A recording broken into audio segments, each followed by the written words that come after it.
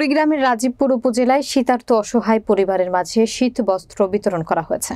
ঢাকার উত্তরা ভিত্তিক স্বেচ্ছাসেবী সংগঠন হ্যান্ডস ইন নিড এর উদ্যোগে এই কার্যক্রম পরিচালিত হয়। বিস্তারিত দেখুন নিজস্ব প্রতিনিধি তারিকুল ইসলাম তারার পাঠানো প্রতিবেদনে। 21 ডিসেম্বর দুপুর 12টায় রাজীবপুর উপজেলার ডাক বাংলোয় এই আয়োজন অনুষ্ঠিত হয়।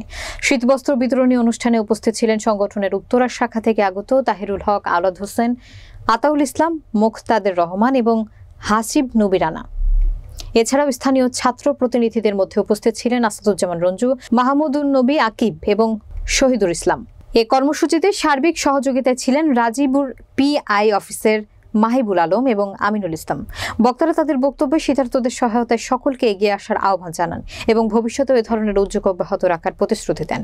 উল্লেখ্য, কুড়িগ্রামের এই অঞ্চলটি শীতকালে তীব্র শীতের কবলে পড়ে। এমন পরিস্থিতিতে হ্যান্ডস ইন নিড এর মতো সংগঠনের উদ্যোগে স্থানীয়দের জন্য এক বিশেষ সহায়ক হিসেবে কাজ করছে।